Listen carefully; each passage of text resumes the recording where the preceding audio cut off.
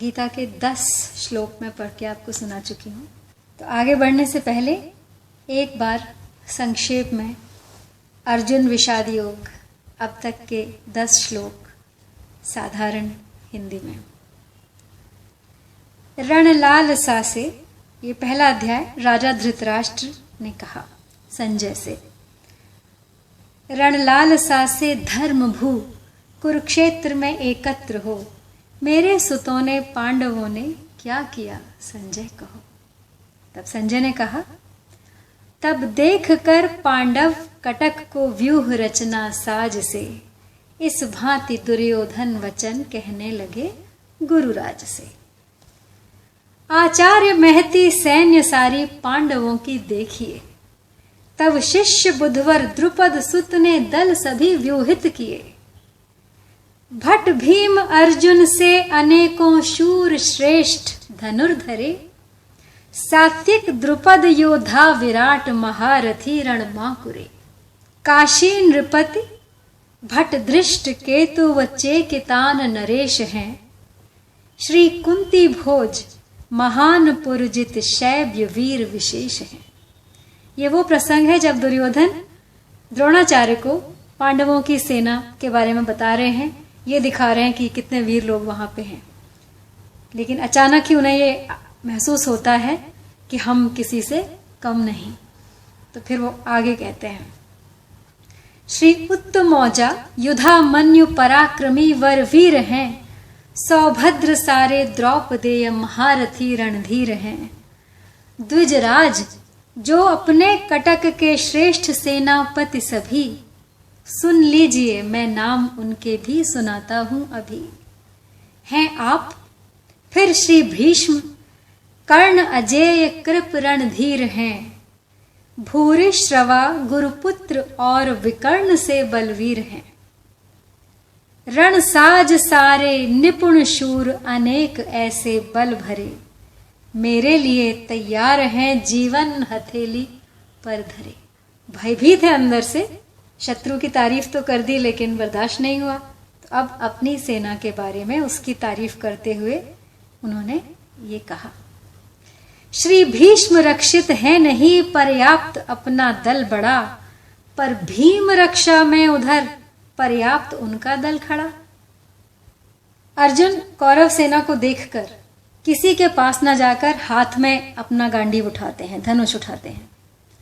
पर दुर्योधन पांडव सेना को देखकर द्रोणाचार्य के पास जाता है और उनसे पांडवों की व्यूह रचना युक्त सेना को देखने के लिए कहता है। इससे सिद्ध होता है कि दुर्योधन के हृदय में भय बैठा हुआ है।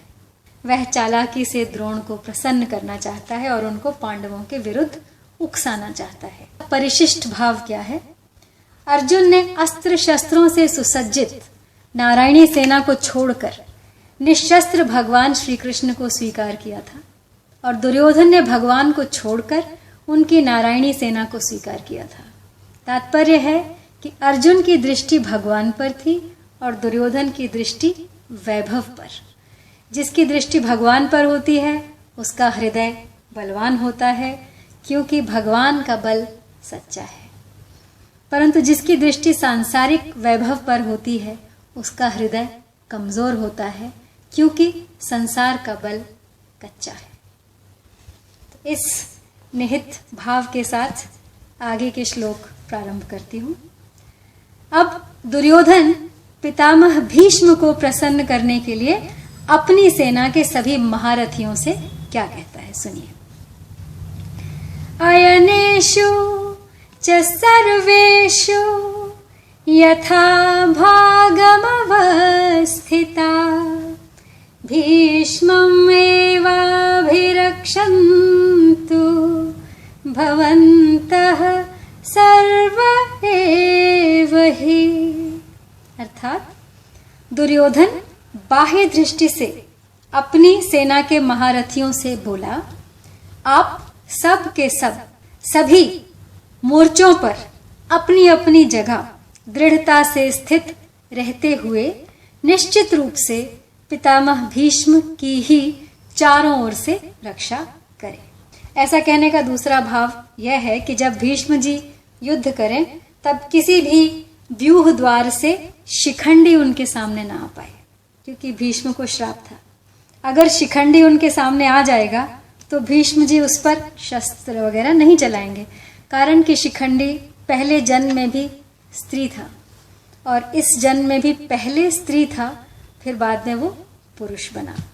इसलिए भीष्म इसको स्त्री ही समझते हैं और उन्होंने शिखंडी से युद्ध न करने की प्रतिज्ञा कर रखी है।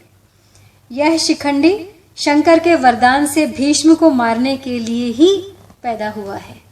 महाभारत की कहानी अगर आपको याद होगी, अंबा, अंबिका और अंबालिका 3 राजकुमारियों को जब भीष्म अपने भाइयों के लिए उठा ले आए थे स्वयंवर से, ये तब का श्राप है।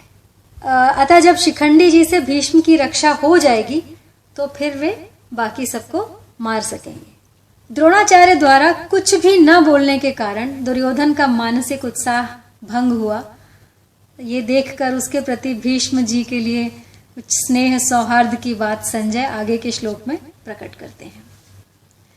तस्य संजनयन हर्षम कुरु वृद्धः पितामह सिंहं नादं विनद्योश्चैः शंखं दध्मौ प्रतापवान। यानी दुर्योधन के हृदय में हर्ष उत्पन्न करते हुए कौरवों में वृद्ध और प्रतापवान प्रभावशाली पितामह भीष्म ने सिंह के समान गरज कर जोर से शंख बजाया। अर्थात यहाँ शंख बजाते हुए भीष्म ने दुर्योधन को हर्षित किया, ऐसा कहा जाना चाहिए। परंतु यहाँ ऐसा न कहकर यही कहा गया है कि दुर्योधन को हर्षित करते हुए भीष्म ने शंख बजाया, क्योंकि संजय धृतराष्ट्र को ये कथा सुना रहे हैं जो दुर्योधन के पिता हैं, तो वो दुर्योधन का पक्ष लेते हुए चीजें उनके सामने प्रस्तुत कर रहे हैं डिप्लोमेटिकली। परिशिष्ट भाव यहाँ पर यह है कि दुर्योधन के साथ द्रोणाचार्य का विद्या का संबंध था और भीष्म जी का जन्म का, अर्थात कौटुंबिक संबंध। जहां विद्या का संबंध होता है वहां पक्षपात नहीं होता, पर जहां कौटुंबिक संबंध होता है वहां स्नेहवश पक्षपात हो जाता है। अतः दुर्योधन के द्वारा चालाकी से कहे गए वचन सुनकर द्रोणाचार्य चुप रहे, जिससे दुर्योधन का मानसिक उत्साह भंग हो गया। परंतु दुर्योधन को उदास देखकर कौटुंबिक स्नेह के कारण भीष्म जी शंख बजाते हैं। अब पितामह भीष्म के द्वारा शंख बजाने का क्या परिणाम हुआ, इसको संजय आगे के श्लोक में कहते हैं।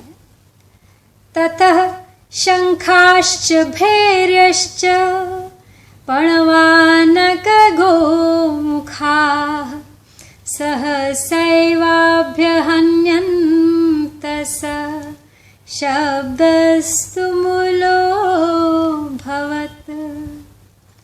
उसके बाद शंख और भेरी, नगाड़े तथा ढोल, मृदंग और नरसिंह बाजे एक साथ ही बज उठे। वह शब्द बड़ा भयंकर हुआ।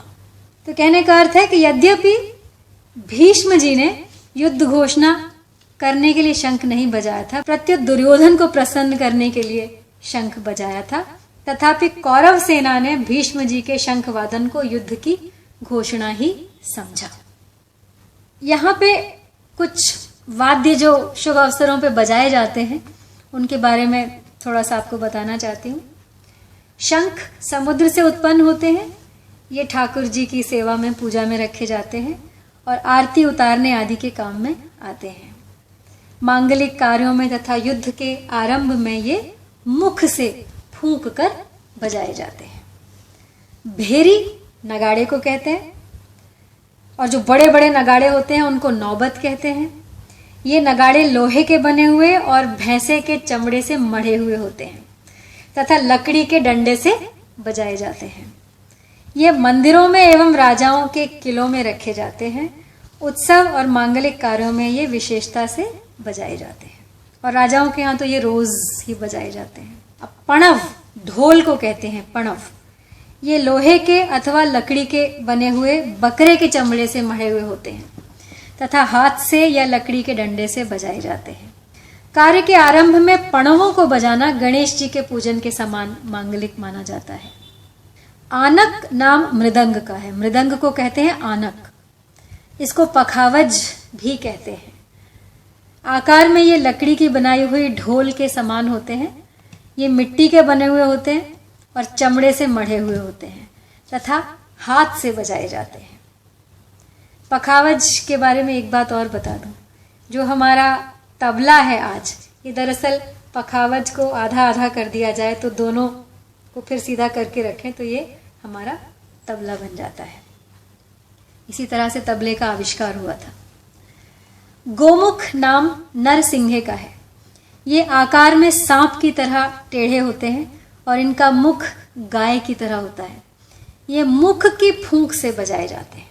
तो कौरव सेना में उत्साह बहुत था, इसलिए पितामह भीष्म का शंख बजते ही कौरव सेना के सब बाजे अनायास ही एक साथ बज उठे। अलग अलग विभागों में टुकड़ियों में खड़ी हुई कौरव सेना के शंख आदि बाजों का शब्द बड़ा भयंकर हुआ, अर्थात उनकी आवाज बड़ी जोर से गूंजती रही। अब इस अध्याय के आरंभ में ही धृतराष्ट्र ने संजय से पूछा था कि युद्ध क्षेत्र में मेरे और पांडु के पुत्रों ने क्या किया। अतः संजय ने दूसरे श्लोक से 13वें श्लोक तक, जो अभी हमने समाप्त किया, धृतराष्ट्र के पुत्रों ने क्या किया, इसका उत्तर दिया। अब आगे के श्लोक से संजय पांडु के पुत्रों ने क्या किया, इसका उत्तर देते हैं। 14वां, ततः श्वेतैर् हयैर्युक्ते महति स्यन्दने स्थितौ माधवः पाण्डवश्चैव देव्यौ शंखौ प्रदध्मतुः। उसके बाद सफेद घोड़ों से युक्त महान रथ पर बैठे हुए लक्ष्मीपति भगवान श्री कृष्ण और पांडुपुत्र अर्जुन ने भी दिव्य शंखों को बड़े जोर से बजाया। चित्ररथ गंधर्व ने अर्जुन को 100 दिव्य घोड़े दिए थे। इन घोड़ों में यह विशेषता थी कि इनमें से युद्ध में कितने ही घोड़े क्यों न मारे जाएं, पर यह संख्या में 100 के 100 ही बने रहते थे, कम नहीं होते थे। ये पृथ्वी, स्वर्ग आदि सभी स्थानों में जा सकते थे। इन्हीं 100 घोड़ों में से सुंदर और सुशिक्षित 4 सफेद घोड़े अर्जुन के रथ में जुते हुए थे। तो यहाँ शंका हो सकती है कि कौरव पक्ष में मुख्य सेनापति पितामह भीष्म हैं, उनका सबसे पहले शंख बजाना ठीक है, परंतु पांडव सेना में मुख्य सेनापति धृष्टद्युम्न के रहते हुए सारथी बने हुए भगवान श्री कृष्ण ने सबसे पहले शंख क्यों बजाया। इसका समाधान है कि भगवान सारथी बने चाहे महारथी, उनकी मुख्यता कभी मिट नहीं सकती। वे जिस किसी भी पद पर रहें सदा सबसे बड़े ही बने रहते हैं, कारण कि वे अच्युत हैं। पांडव सेना में भगवान श्री कृष्ण ही मुख्य थे और वे ही सबका संचालन करते थे। जब वे बाल्यावस्था में थे उस समय भी नंद, उपनंद आदि सब उन्हीं की बात मानते थे। तभी तो उन्होंने बालक श्री कृष्ण के कहने से, परंपरा से चली आई इंद्र पूजा को छोड़कर गोवर्धन की पूजा शुरू कर दी थी। तात्पर्य है कि भगवान जिस किसी अवस्था में, जिस किसी स्थान पर और जहां कहीं भी रहते हैं वहां वे मुख्य ही रहते हैं। इसलिए पांडव सेना में सबसे पहले कृष्ण ने शंख बजाया। अब संजय आगे के 4 श्लोकों में पूर्व श्लोक का खुलासा करते हुए दूसरों के शंख वादन का वर्णन करते हैं। पांचजन्यम ऋषिकेशो देवदत्तम धनंजय पौंड्रम दध्मौ महाशंखम भीमकर्मावृकोदरः। यानी अंतर्यामी भगवान श्री कृष्ण ने पांचजन्य नामक, धनंजय अर्जुन ने देवदत्त नामक शंख बजाया और भयानक कर्म करने वाले वृकोदर भीम ने पौंड्र नामक शंख बजाया। तो सबके अंतर्यामी अर्थात सबके भीतर की बात जानने वाले साक्षात भगवान श्री कृष्ण ने पांडवों के पक्ष में खड़े होकर पंचजन्य नामक शंख बजाया। भगवान ने पंचजन नामक शंख रूपधारी दैत्य को मारकर उसको शंख रूप से ग्रहण किया था, इसलिए इस शंख का नाम पंचजन्य पड़ा। राजसूय यज्ञ के समय अर्जुन ने बहुत से राजाओं को जीतकर बहुत धन इकट्ठा किया था, इस कारण अर्जुन का नाम धनंजय पड़ गया था। निवातक वचादि दैत्यों के साथ युद्ध करते समय इंद्र ने अर्जुन को देवदत्त नामक शंख दिया था। इस शंख की ध्वनि बहुत जोर से होती थी, जिससे शत्रुओं की सेना घबरा जाती थी और हिडिंबासुर, बकासुर, जटासुर आदि असुरों तथा कीचक, जरासंध आदि बलवान वीरों को मारने के कारण भीमसेन का नाम भीमकर्मा पड़ गया। उनके पेट में जठराग्नि के सिवाय वृक नाम की एक विशेष अग्नि भी थी, जिससे बहुत अधिक भोजन पचता था, इस कारण उनका नाम वृकोदर पड़ गया। जठराग्नि भूख, पेट की आग, तो भीम को बहुत भूख लगती थी। ऐसे भीमकर्मा वृकोदर भीमसेन ने बहुत बड़े आकार वाला पौंड्र नामक शंख बजाया। अनंत विजयम राजा कुंती पुत्रो युधिष्ठिरा नकुलः सहदेवश्च सुघोषं मणिपुष्पकौ। कुंती पुत्र राजा युधिष्ठिर ने अनंत विजय नामक शंख बजाया। नकुल और सहदेव ने सुघोष और मणिपुष्पक नामक शंख बजाया। अर्जुन, भीम और युधिष्ठिर ये तीनों कुंती के पुत्र हैं। नकुल और सहदेव माद्री के पुत्र हैं। पांडु की दो रानियां थी, कुंती और माद्री। यह विभाग दिखाने के लिए ही यहाँ युधिष्ठिर के लिए कुंती पुत्र विशेषण दिया गया है। और युधिष्ठिर को राजा कहने का तात्पर्य है कि युधिष्ठिर जी वनवास के पहले अपने आधे राज्य इंद्रप्रस्थ के राजा थे और नियम के अनुसार 12 वर्ष वनवास और 1 वर्ष अज्ञातवास के बाद वे राजा होने चाहिए थे। राजा विशेषण देकर संजय यह भी संकेत करना चाहते हैं कि आगे चलकर धर्मराज युधिष्ठिर ही संपूर्ण पृथ्वी मंडल के राजा होंगे।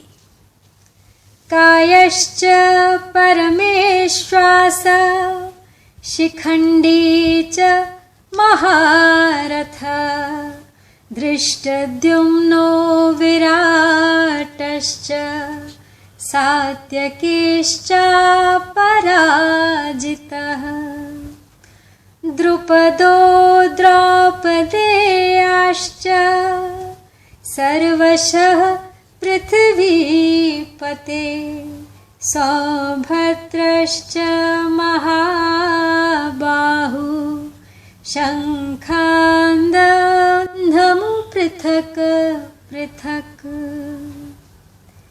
हे राजन, श्रेष्ठ धनुष वाले काशीराज और महारथी शिखंडी तथा धृष्टद्युम्न एवं राजा विराट और अजेय सात्यकी, राजा द्रुपद और द्रौपदी के 5 पुत्र तथा लंबी लंबी भुजाओं वाले सुभद्रा पुत्र अभिमन्यु, इन सभी ने सब ओर से अलग अलग अपने अपने शंख बजाए। महारथी शिखंडी बहुत शूरवीर था, तो यह पहले जन्म में स्त्री काशीराज की कन्या अंबा थी और इस जन्म में भी राजा द्रुपद को पुत्री रूप से ही प्राप्त हुए थे। आगे चलकर यही शिखंडी स्थूणाकर्ण नामक यक्ष से पुरुषत्व प्राप्त करके पुरुष बना। भीष्म जी इन सब बातों को जानते थे और शिखंडी को स्त्री ही समझते थे, इस कारण वे इस पर बाण नहीं चलाते थे। अर्जुन ने युद्ध के समय इसी को आगे करके भीष्म जी पर बाण चलाए और उनको रथ से नीचे गिरा दिया। अर्जुन का पुत्र अभिमन्यु बहुत शूरवीर था। युद्ध के समय इसने द्रोण निर्मित चक्रव्यूह में घुसकर अपने पराक्रम से बहुत से वीरों का संहार किया। अंत में कौरव सेना के 6 महारथियों ने इसको अन्यायपूर्वक घेर कर उन पर शस्त्र अस्त्र चलाए। दुशासन पुत्र के द्वारा सिर पर गदा का प्रहार होने से उनकी मृत्यु हुई। संजय ने शंखनाद के वर्णन में कौरव सेना के शूरवीरों में से केवल भीष्म जी का ही नाम लिया और पांडव सेना के शूरवीरों में से भगवान श्री कृष्ण, अर्जुन, भीम आदि 18 वीरों के नाम लिए। इससे ऐसा प्रतीत होता है कि संजय के मन में अधर्म के पक्ष यानी कौरव सेना का आदर नहीं है, इसलिए वे अधर्म के पक्ष का अधिक वर्णन करना उचित नहीं समझते, परंतु उनके मन में धर्म के पक्ष और भगवान श्री कृष्ण तथा पांडवों के प्रति आदर भाव होने से वे उनके पक्ष का ही अधिक वर्णन करना उचित समझते हैं। किंतु कभी कभी उन्हें धृतराष्ट्र को सांत्वना देने के लिए दुर्योधन की तारीफ या उसका पक्ष भी लेना पड़ जाता है। अब पांडव सेना के शंखनाद का कौरव सेना पर क्या असर हुआ? सघोषो धार्तराष्ट्राणां हृदयानि व्यधारयत् नभश्च पृथिवीं चैव तुमुलो व्यनुनादयन्। पांडव सेना के शंखों के उस भयंकर शब्द ने आकाश और पृथ्वी को भी गुंजाते हुए अन्यायपूर्वक राज्य हड़पने वाले दुर्योधन आदि के हृदय विदीर्ण कर दिए। पांडव सेना की वह शंख ध्वनि इतनी विशाल, गहरी, ऊंची और भयंकर हुई कि उससे पृथ्वी और आकाश के बीच का भाग गूंज उठा। उस शब्द से अन्यायपूर्वक राज्य को हड़पने वालों और उनकी सहायता के लिए उनके पक्ष में खड़े हुए राजाओं के हृदय विदीर्ण हो गए। यहां शंका होती है कि कौरवों की सेना 11 अक्षौहिणी की है और पांडवों की सेना केवल 7 अक्षौहिणी की है, लेकिन 7 अक्षौहिणी की सेना के शंख बजे तो कौरव सेना के हृदय विदीर्ण हो गए और 11 अक्षौहिणी की सेना के शंख बजे तो पांडवों के हृदय विदीर्ण नहीं हुए। ऐसा क्यों? इसका समाधान यह है कि जिसके हृदय में अधर्म, पाप, अन्याय नहीं है, अर्थात जो धर्म पूर्वक अपने कर्तव्य का पालन करते हैं, उनका हृदय मजबूत होता है, उनके हृदय में भय नहीं होता है, न्याय का पक्ष होने से उनमें उत्साह होता है, शूरवीरता होती है। पांडवों ने वनवास के पहले भी न्याय और धर्म पूर्वक राज्य किया था और वनवास के बाद भी नियम के अनुसार कौरवों से न्याय पूर्वक राज्य मांगा था। अतः उनके हृदय में भय नहीं था। जब कौरवों ने स्वयं ललकारा कि हम युद्ध के बिना आपको सुई की नोक के बराबर जमीन नहीं देंगे, तो अपने हक को लेने के लिए लड़ना भी आवश्यक है, इसलिए उन्होंने युद्ध के लिए अपने आप को तत्पर किया, अन्यथा वे युद्ध के पक्ष में कदापि नहीं थे। तात्पर्य है कि पांडवों का पक्ष धर्म का था, इस कारण कौरवों की 11 अक्षौहिणी सेना के बाजों के शब्द का पांडव सेना पर कोई असर नहीं हुआ।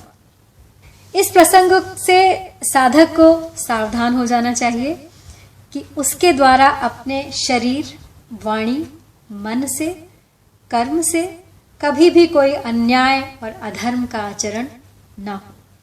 अन्याय और अधर्म युक्त आचरण से मनुष्य का हृदय कमजोर, निर्बल और छोटा हो जाता है। उसके हृदय में भय पैदा हो जाता है।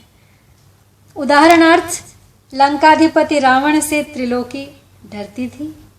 वही रावण जब सीता जी का हरण करने जाता है तब भयभीत होकर इधर उधर देखता है। धृतराष्ट्र ने पहले श्लोक में अपने और पांडु के पुत्रों के विषय में प्रश्न किया था, उसका उत्तर संजय ने दूसरे श्लोक से 19वें श्लोक तक दे दिया है। अब तक हम 19 श्लोक पढ़ चुके। अब संजय भगवत गीता के प्राकट्य का प्रसंग आगे के श्लोक से आरंभ करते हैं। अथ व्यवस्थितान् दृष्ट्वा धार्तराष्ट्रान् कपिध्वजः प्रवृत्ते शस्त्रसम्पाते धनुरुद्यम्य पाण्डवः ऋषिकेशं तदा वाक्यमिदाह महीपते सेनयोरुभयोर्मध्ये रथं स्थापयामेच्युत। हे महीपते धृतराष्ट्र, अब शस्त्र चलने की तैयारी हो ही रही थी कि उस समय अन्याय पूर्वक राज्य को धारण करने वाले और राजाओं और उनके साथियों को व्यवस्थित रूप से सामने खड़े हुए देखकर कपिध्वज पांडुपुत्र अर्जुन ने अपना गांडीव धनुष उठा लिया। अर्जुन के धनुष का नाम गांडीव है। अंतर्यामी भगवान श्री कृष्ण से यह वचन बोले। क्या बोले? इस पद का तात्पर्य है कि अब संजय भगवान श्री कृष्ण और अर्जुन के संवाद रूप भगवत गीता का आरंभ करते हैं।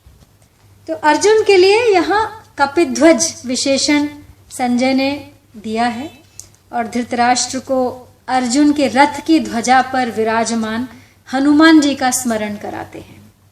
जब पांडव वन में रहते थे तब एक दिन अकस्मात वायु ने एक दिव्य सहस्त्रदल कमल लाकर द्रौपदी के सामने डाल दिए। उसे देखकर द्रौपदी बहुत प्रसन्न हो गई और उन्होंने भीमसेन से कहा कि वीरवर, आप ऐसे बहुत से कमल मुझे और ला दीजिए। अब द्रौपदी की इच्छा पूर्ण करने के लिए भीमसेन वहां से चल दिए। जब वे कदली वन में पहुंचे तब वहां उनकी हनुमान जी से भेंट हो गई। अब हनुमान जी द्वापर में भी हैं, सतयुग में भी थे और हनुमान जी त्रेता में भी हैं। हनुमान जी को हर युग में होने का वरदान प्राप्त है और हनुमान जी वानर रूप में कलयुग में भी हैं। जब वे कदली वन में पहुंचे तब वहां उनकी हनुमान जी से भेंट हो गई। उन दोनों की आपस में कई बातें हुई।